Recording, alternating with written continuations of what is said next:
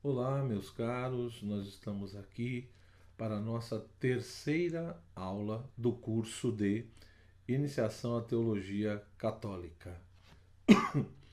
Então, hoje eu vou me deter um pouco mais no documento, né, que nós estamos estudando, Teologia Hoje, Perspectivas, Princípios e Critérios, né, que é um documento da Comissão Teológica Internacional, como vocês já sabem.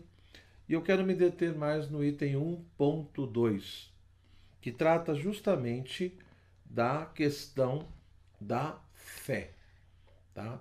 Ou seja, nós vimos até então que, de fato, na medida em que nós entendemos ou vemos ou cremos que Deus existe, esse Deus que se revela, se comunica, né? Esse Deus que de fato fala conosco pela sua palavra, né? Deus que vem até nós e, portanto, realiza toda essa questão da revelação.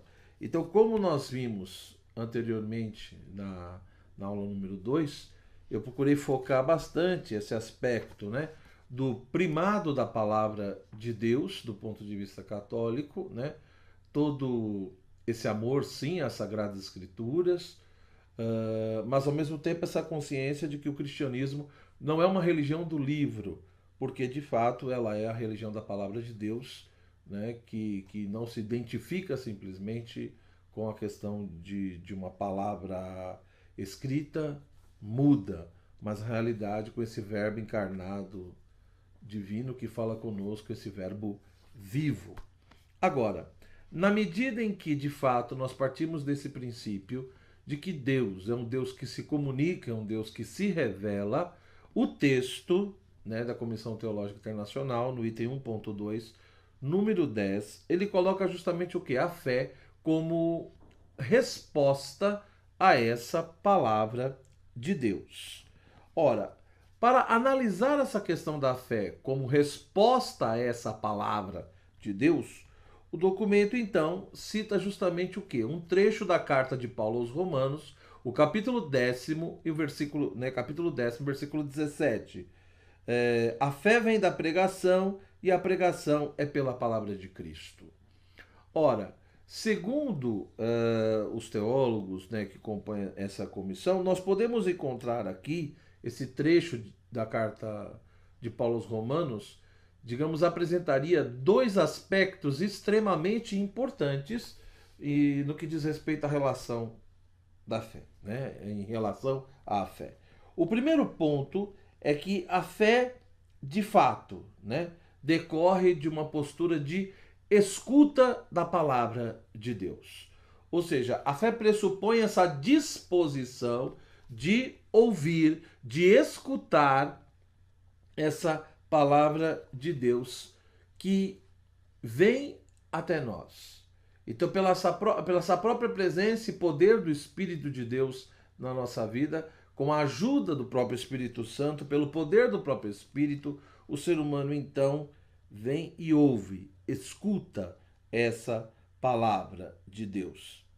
Sempre, portanto, pressupondo, ele diz, sempre pelo poder do Espírito de Deus. Por outro lado, outro aspecto que é salientado é que, se de fato a fé vem pela pregação, né? E a pregação é pela palavra, então, por um lado, eu tenho que ter sim essa disposição interior de escuta, de ouvir. Mas por outro lado também eu tenho que refletir sobre os meios pelos quais a palavra de Deus chega até os seus ouvintes, ou até aos ouvidos humanos, como diz o texto. Então, por um lado, já vai apontando essa importância de uma disposição pessoal de ouvir essa palavra. Mas ao mesmo tempo, por outro lado, eu tenho que ver como essa palavra está sendo anunciada, por quem está sendo anunciada.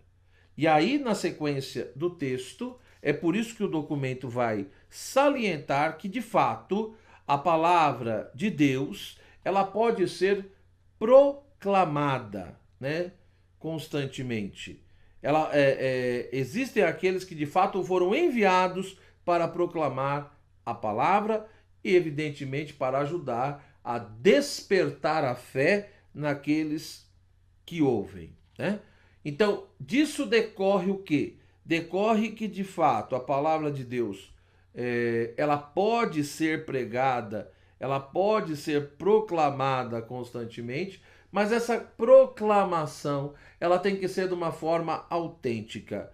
E o texto nesse item número 10 deixa bem claro que essa pregação, esse anúncio autêntico, né, da palavra de Deus, ou seja, a palavra de Deus só é proclamada autenticamente na medida em que ela está apoiada sobre o fundamento dos apóstolos e a própria questão da sucessão apostólica. Aqui entra um elemento extremamente importante e interessante, por quê? Porque não basta proclamar a palavra, não basta querer anunciar e querer ensinar ao outro, porque de fato eu preciso ter claro se isso que está sendo anunciado e proclamado, eu preciso ter um critério para saber se de fato é essa palavra de Deus, se de fato isso corresponde aos ensinamentos, né, do próprio Verbo divino encarnado, do próprio Cristo. Ou se muitas vezes ocorre aí uma interpretação meramente humana, e além de ser uma interpretação meramente humana, muitas vezes confusa e deturpada.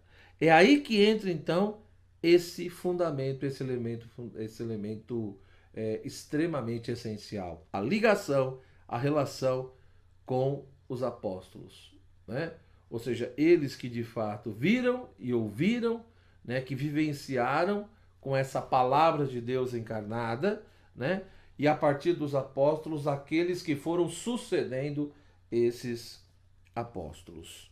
Isto posto, a partir do item número 11 do documento, né, ele continua salientando, digamos assim, essa questão do Verbo de Deus que se fez carne, esse próprio Jesus, esse próprio Cristo, né, mostrando que se por um lado ele é a, a plenitude da revelação, a plenitude da verdade, ao mesmo tempo ele é o mediador entre Deus e os homens. Então é como se por um lado ele faz a mediação para que o ser humano consiga de fato atingir o seu fim último, né?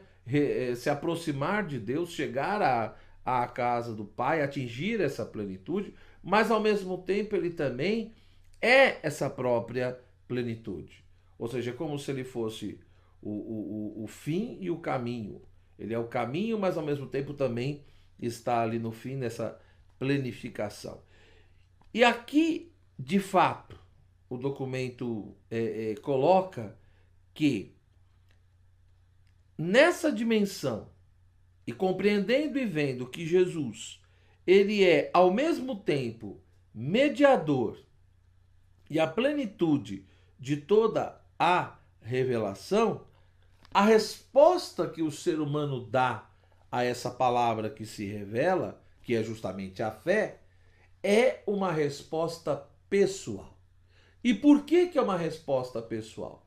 Porque de fato está aí presente o quê? Uma comunhão de pessoas.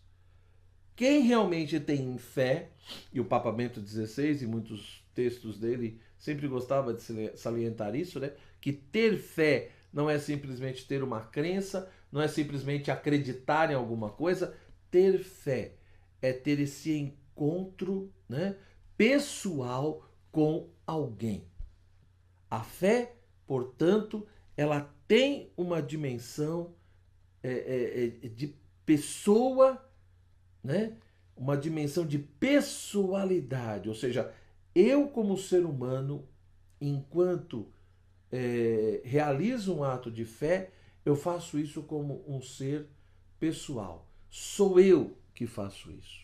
E faço isso a partir de todo o meu ser, mas principalmente a partir das minhas faculdades, né, anímicas, ou seja, o meu intelecto, a minha inteligência e a minha vontade. Então, a fé é um ato pessoal porque é realizada por uma pessoa, mas também e principalmente a fé é um ato pessoal porque é um aderir a uma pessoa, não uma pessoa humana, né? Mas uma pessoa divina.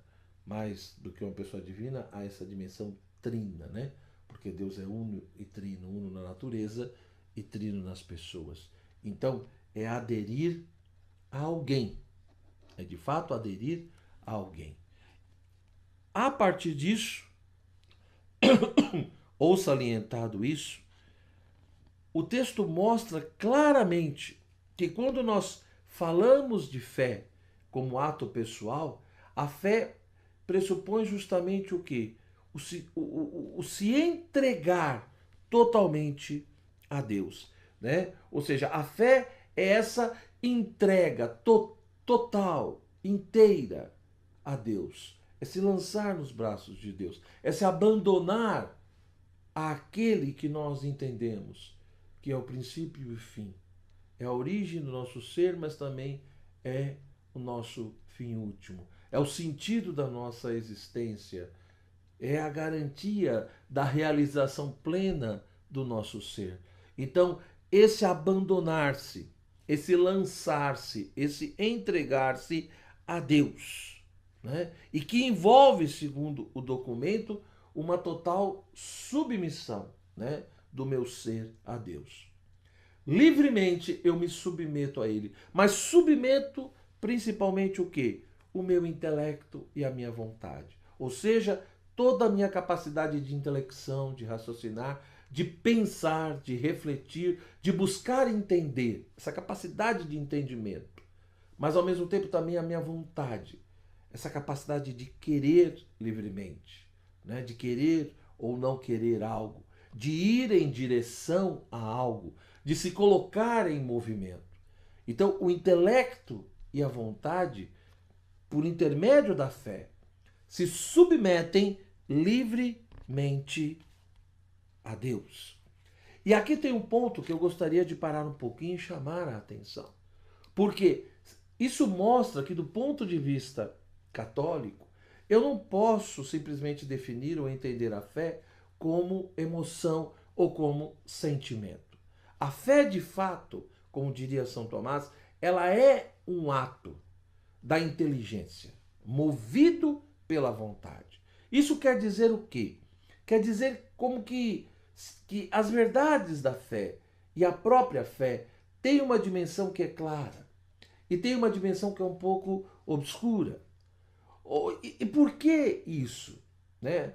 Alguns teólogos, né, como Dom Estevão Bittencourt, o próprio Dom Cirilo, né, mas também outros, né, como Garrigou Lagrange, enfim, grandes pensadores que discutiram isso, mostram que na realidade a fé tem uma dimensão de clareza, de razoabilidade, mas ao mesmo tempo também algo que nos transcende, que vai além. Então, isso quer dizer que é como se fosse uma mistura de claro e de escuro. Não é totalmente claro, porque se as verdades da fé, se o próprio objeto da fé, a realidade da fé fosse totalmente clara, o ser humano não teria liberdade. Ele não teria condições de escolher perante aquilo que é apresentado a ele. Então, quando nos é anunciado, quando nos é pregado essa palavra de Deus, quando ela nos é apresentada e nós a ouvimos, nós percebemos que ela não é nem totalmente clara e nem totalmente obscura, mas é uma mistura de claro e escuro. Por quê? Porque parece que Deus quis justamente aí por um lado nos dar sinais fortes, claros, para a gente realmente ter, né, o mínimo de consciência e segurança para saber o que está fazendo, mas ao mesmo tempo também Deus, ele, de uma certa forma, mantém elementos que nós não conseguimos compreender e entender totalmente, para que de fato a gente não seja forçado a aderir, não seja obrigado, mas sim de forma livre, né? Aceite essa palavra que está sendo anunciada e se submeta livremente a Ele. Ou seja, se a fé fosse totalmente clara, seria uma coisa evidente. E perante a evidência, a razão é obrigada a se curvar. A razão, ela se rende obrigatoriamente perante a evidência. E se fosse totalmente obscuro, seria uma coisa absurda. E perante o absurdo, também não há liberdade. Por quê? Porque a razão se vê obrigada a necessariamente rejeitar. Então, tanto num lado como no outro, ou seria obrigado a aceitar ou seria obrigado a rejeitar. E parece que Deus não quer uma coisa nem outra. Ele quer que, de fato, essa palavra seja anunciada, que a gente saiba ouvi-la, né? E compreender que tem elementos ali que entendemos, que acolhemos e que nos dá, digamos, o mínimo de clareza, né? Ou seja, essa consciência de que quando eu creio com a minha inteligência, né? Então é razoável crer. Na sequência do documento ele vai chamar a atenção justamente por isso. A fé não é uma coisa irracional. Então é um ato da razão, é um ato da inteligência. Mas ao mesmo tempo não é um ato da inteligência pura no sentido de que eu tenho ali toda uma clareza como 2 mais 2 é igual a 4, né? Ou como um triângulo que necessariamente tem 3 lados. Não. E tantas outras verdades e evidências que o ser humano vai vendo na vida. Então, eu tenho, digamos ali, né, sinais, pelo menos motivos fortes e razoáveis para poder aderir. Mas, ao mesmo tempo, eu não tenho essa clareza, eu não tenho essa evidência. Eu sou obrigado, portanto, a fazer uma escolha, né? Mas que, por um lado, não é absurda, porque não é irracional, mas também não é totalmente evidente com uma limpidez racional. Então não é nem irracional e nem racional no sentido de totalmente entendida, mas é uma verdadeira, uma realidade transracional, ou seja, por um lado, é um racional limitado, né, que eu compreendo até um ponto, mas por outro lado é transracional porque transcende a capacidade da minha própria razão, né? Então é aquela coisa, por um lado eu dou a minha adesão, mas eu dou a minha adesão, né, porque vejo ali uma certa clareza. Então o que ocorre nessa dinâmica toda? Se as verdades de fé é uma mistura de claro e de escuro, nem totalmente claro e nem totalmente escuro, senão seria ou evidência ou absurdo, e perante as duas não há liberdade. Então parece que justamente perante, né, essa palavra de Deus, perante esse Deus que se revela, perante os dados da própria revelação, parece que a inteligência ela vê que ela tem ali motivos para crer, mas ao mesmo tempo também vê que tem coisas ali que ela não entende. E aí entra o papel da vontade. É como se de fato o intelecto não decidisse sozinho, mas junto com a vontade a decisão é tomada. E aí veja como é importante a nossa vontade. Então, na realidade, a fé é um ato do intelecto, mas não sozinho. Ele é movido pela vontade. Portanto, como não é nem totalmente obscuro e nem totalmente claro, né, essa relação do intelecto com a vontade, a decisão da pessoa vai depender muito do quê? Daquilo que vai estar influenciando a sua vontade. Então, portanto, se determinadas paixões desregradas estão influenciando a vontade dessa pessoa, a tendência é que de fato ela rejeite, não escute, não aceite, né, essa palavra de Deus, isso que está sendo anunciado a ela. Mas se por um lado a sua vontade está sendo influenciada, né, por coisas boas, positivas, né, por virtudes, por exemplo, a tendência é que ela se abra a essa palavra, né, e a graça de Deus, e não fique ali resistindo ou rejeitando.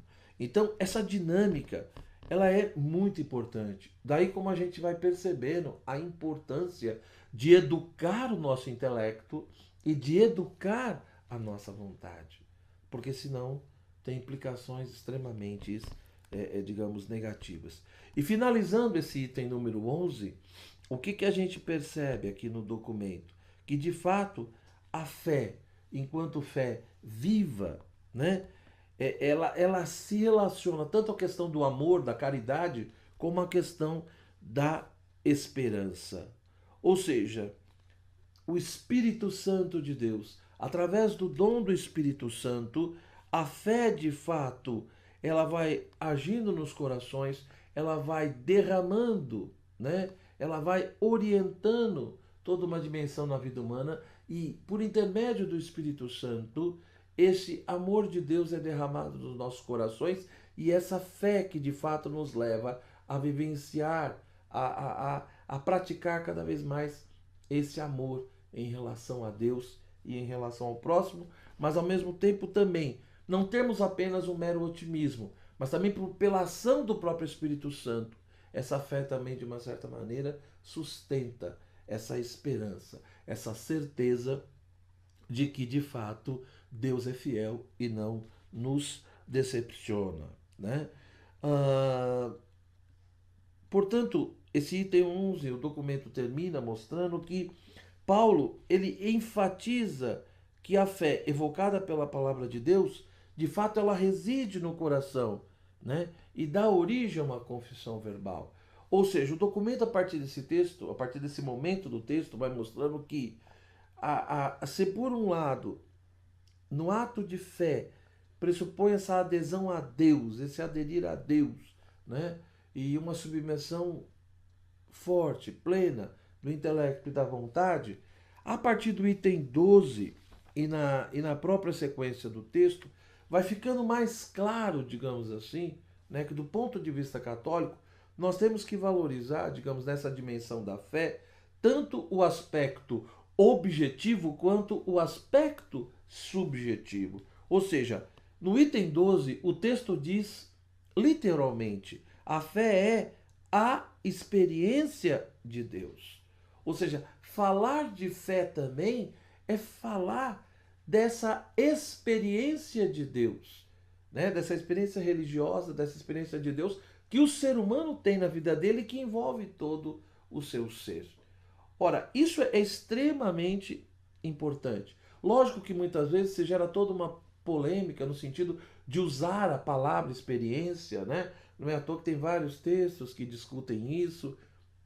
Teólogos franceses, na década de 70 e 80, já discutiram isso, como também alemães e outros, né? Muitos colocam, o termo experiência não pode ser usado porque experiência pressupõe, no fundo, essa coisa do empírico. Ora, na realidade, quando a igreja usa esse termo, quando a teologia usa esse termo, com certeza não é no sentido empírico ou científico, né, da ciência moderna, ou no sentido meramente experimental. Não é isso. Ou seja, a experiência de Deus é justamente o quê? É essa percepção, é essa apreensão, né? Essa percepção, uma apreensão, essa constatação, esse encontro de uma presença radical de algo, de alguém, né? Que é muito mais perfeito que nós, que é a origem do nosso ser e que, portanto, nos ajuda de fato a descobrir o sentido radical da existência. Então, a experiência de Deus não é a questão experimental. A experiência de Deus é essa apreensão, essa percepção do divino, dessa presença de Deus em nós, dessa ação de Deus em nós, né? Isso, e de fato é óbvio que isso passa pelo subjetivo, pelo pessoal. Mas ao mesmo tempo o documento diz no item 12 que essa experiência de Deus tem uma implicação, tem uma consequência. Qual é? Um conhecimento dele. Então é uma experiência que me ajuda de fato, né, a constituir esse encontro e ao mesmo tempo um conhecer algo sobre Deus, né? Porque de fato essa experiência, né, esse Deus que se revela por intermédio dela, dá acesso à verdade desse Deus, a essa realidade desse Deus, que vem até nós constantemente para nos salvar, tá? Então esse elemento da experiência vai ser muito frisado. Mas no próprio item 12 já coloca justamente essa coisa de que, se por um lado a fé tem toda essa dimensão da experiência que implica um conhecimento, né? A fé, portanto, sem ela, né, diz o texto, seria impossível ter uma percepção dessa verdade. Ou seja, eu não teria como me aproximar de Deus, que é a própria verdade, ou da verdade sobre esse Deus que nos salva, sem a fé. Apesar do documento reconhecer que a fé não é algo irracional e, portanto, por intermédio da razão, né, o ser humano pode chegar à conclusão de que Deus existe, de que há um Criador de todas as coisas, há um Senhor da história. Então, como nós sabemos, na própria tradição cristã, foi se constituindo muitas vezes, né, argumentos a favor da existência de Deus, né, mostrando que de fato a razão humana, ao observar o mundo, ao observar a própria realidade humana na sua totalidade, o ser humano, pela luz natural da razão, ele pode ir chegando a essa conclusão de que existe de fato um princípio originário, divino, né? Um Deus que é o Criador de todas as coisas, que é o sentido da nossa vida, né? Que é o fundamento último de toda moralidade e justiça. Porém, o próprio documento diz também que sem a fé nós nunca conseguiríamos, por exemplo, vislumbrar a grande verdade de que Deus é unitrino, esse grande mistério da Trindade. Deus que é uno, né, na sua natureza, no seu ser, mas é trino nas suas pessoas, Pai, Filho e Espírito Santo. Da mesma forma que não conseguiríamos vislumbrar, né, que esse Deus que existe, que é amor, ele se revela, né, profundamente na encarnação, paixão, morte e ressurreição de nosso Senhor Jesus Cristo. Então, a fé é imprescindível para que a gente consiga penetrar esse mistério, né, da realidade divina, para conseguir mergulhar nisso. Então, óbvio que o documento já deixa bem claro que fé e razão precisam caminhar juntas. A fé não é algo irracional, mas ao mesmo tempo é algo que transcende a razão, como eu já disse anteriormente. Ela transcende. Então ela não é algo irracional, ela é transracional, ela vai além. Ela pressupõe um ato da razão, né? Mas ao mesmo tempo ela não fica presa no mero limite ou raio de apreensão da razão humana, né? E, caminhando para o fim do item 1.2, o documento chama a atenção de duas coisas muito interessantes. No item número 13, ele mostra justamente isso que eu havia já introduzido antes, ou seja, de fato, quando nós fazemos teologia, como eu já repeti várias vezes, a teologia pressupõe a fé. E a fé, tanto como pressuposto objetivo, como pressuposto subjetivo. Ou como o próprio texto diz, né? Nós temos a fides qua e a fides que, né? Ora, o que seria a fides qua? É justamente esse ato pessoal de fé, né?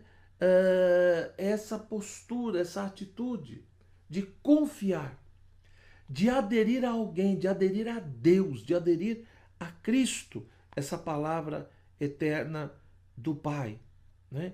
E alguns teólogos até chamam às vezes a atenção disso, dizendo que às vezes, no decorrer da história, muitas vezes, alguns pensadores cristãos, ou às vezes até os pastores da igreja, salientaram muito o aspecto objetivo, né? Que seria a fides que, ou seja, aquilo que se deve acreditar, né? Os dados da revelação, né? As verdades reveladas, os seus enunciados.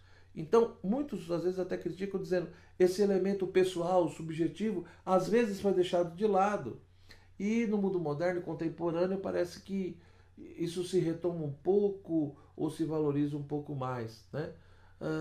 Nesse documento é claríssimo, independente de qualquer reflexão crítica, o texto é muito claro que os dois aspectos da fé, seja a fides qua, né, esse ato pessoal, esse aspecto subjetivo, como a fides que é esse aspecto mais objetivo, né, isso, o que de fato se deve acreditar, os dados da revelação, os dois aspectos são importantes e os dois devem operar juntos inseparavelmente. Por quê? Porque a fé, ela é ao mesmo tempo, diz o documento no item 13, uma realidade profundamente pessoal e eclesial. Ou seja, quando de fato eu dou a minha adesão a Deus, Eu estou dizendo, eu creio. E sou eu que creio. Eu, Joel, né? Você está dando a sua resposta pessoal. Então, eu creio em Deus. Eu estou me submetendo e aderindo, né, a Deus, submetendo a minha inteligência e vontade a Deus, o meu Criador, o meu Senhor, o sentido da minha vida. Mas ao mesmo tempo, eu também digo, nós cremos, né? Nós cremos. Por quê? Porque essa fé me foi anunciada, me foi mostrada. Essa palavra de Deus foi anunciada justamente pelo quê? Pelos seguidores de Jesus, pela sua igreja, por aqueles que de fato já acolheram isso. E que preservaram todo esse depósito da fé para que eu tivesse a oportunidade de conhecê-lo e de me posicionar e dar a minha resposta pessoal. Então, o eu creio pressupõe o nós cremos. A fé é tanto esse ato pessoal, mas também é eclesial. Isto posto, então, e aí o documento também diz isso, né? Ou seja, é óbvio que todo cristão pode e deve dar esse testemunho pessoal da sua fé, no seu trabalho, na sua família, né? Eu não posso ter vergonha da minha fé em Cristo, mas ao mesmo tempo a igreja também tem o seu credo, né? E essa elaboração do símbolo da fé do credo é importantíssima também, por quê? Porque mostra que a igreja também professa a sua fé. Então, se o testemunho pessoal do fiel é legítimo, o credo, esse símbolo da fé, também permite que a igreja testemunhe a sua fé. Por isso que eu também, como católico, eu tenho que ter essa dupla face. Por um lado, essa minha relação pessoal com Deus, esse meu aderir a Deus, né? E essa presença dele no mais íntimo do meu íntimo, como diria Santo Agostinho. Mas por outro lado, de vez em quando eu também tenho que me perguntar, será que eu realmente creio naquilo que a igreja crê? Eu busco realmente estar em comunhão com ela, né? E aí, terminando, é por isso que no item 14 o documento fala justamente sobre um grande problema que sempre existiu desde o início da igreja, que é o problema da heresia, né? Cita o trecho de 2 Pedro 2:1, mostrando que, seja no Antigo Testamento, no meio do povo de Deus, já existiam falsos profetas, né? Falsos mestres, como também no próprio Novo Testamento, ali nos primórdios da igreja, já apareciam pessoas fazendo, digamos, toda uma leitura, toda uma interpretação herética da fé comum das pessoas, né? E o que seria uma interpretação herética? O documento mostra que seria uma interpretação contrária à fé dos apóstolos, contrária a esse fundamento apostólico, a essa tradição apostólica, né? Então, a heresia, de fato, ela é um grande problema, porque por um lado ela distorce o evangelho e por outro lado ela prejudica a comunhão eclesial. Ela confunde as coisas, né? Ou seja, a heresia faz com que, por um lado, o evangelho de Cristo seja deturpado, ou seja, nós fazemos Jesus dizer o que ele não disse, nós desfiguramos, né, a sua pessoa e a sua mensagem. As heresias têm essa capacidade e, por outro lado, nós fazemos com que os fiéis tenham uma dificuldade enorme de viver a comunhão entre si. A divisão vai se estabelecendo. E aí o documento cita, né, o parágrafo, o cânone 2089 do Código de Direito Canônico, que apresenta ali a definição de heresia, né? Heresia é a negação pertinaz após a recepção do batismo de qualquer verdade que se deve crer com fé divina e católica, ou a dúvida pertinaz a respeito dela. Então, se de fato pertinaz quer dizer essa teimosia, né? Essa persistência, ou seja, a igreja já corrigiu, a igreja já disse que não é aquilo, o magistério da igreja, né, os seus pastores oficiais, os documentos da igreja vêm e diz, olha, não é por aí, não é por aqui, por causa disso, disso, disso. Dialoga, adverte, mostra, procura orientar. E mesmo assim a pessoa persiste nessa teimosia, né? Ou seja, se ela já é batizada e após ser batizada, ela persiste negando elementos da fé que são exigidos, que a gente crê de fato com fé divina e católica, né? Ou seja, a fé divina e católica quer dizer, aqueles elementos, aqueles pontos centrais da fé que realmente requer uma adesão plena e fortíssima de nós, uma adesão total, né? Se a pessoa persiste nisso, e se ela persiste também numa dúvida enorme sobre isso, então se ela não procura sair dessa dúvida, e se ela não aceita essa orientação e correção da igreja, ela está caindo em heresia. Né? Ela está caindo em heresia. E, portanto, vai correr o risco de ser chamada de herege. Né?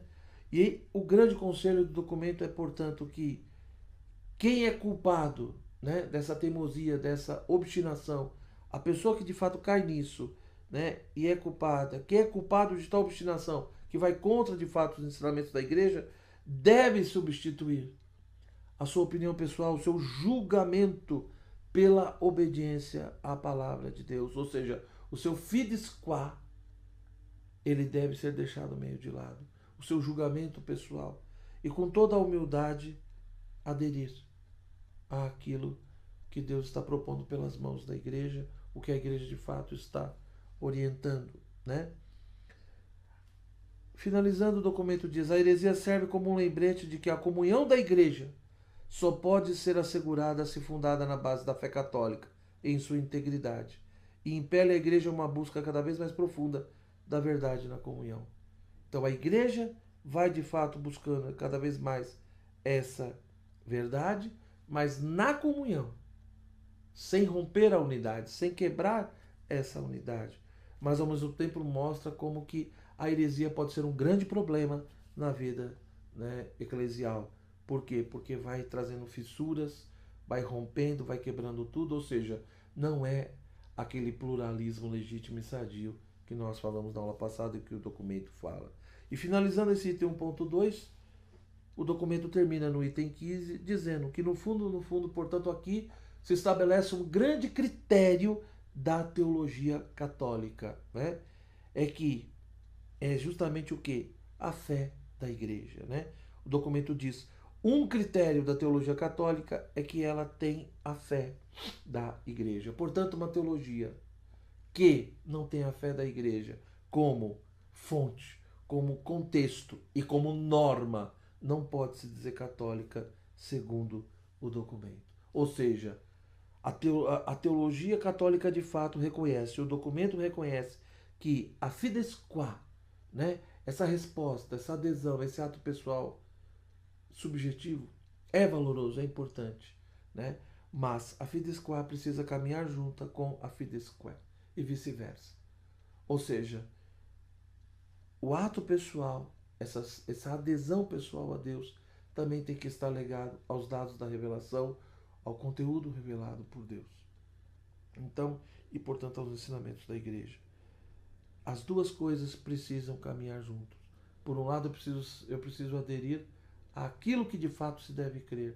E por outro lado, essa adesão tem que ser pessoal, uma decisão pessoal, que vem do profundo do meu coração.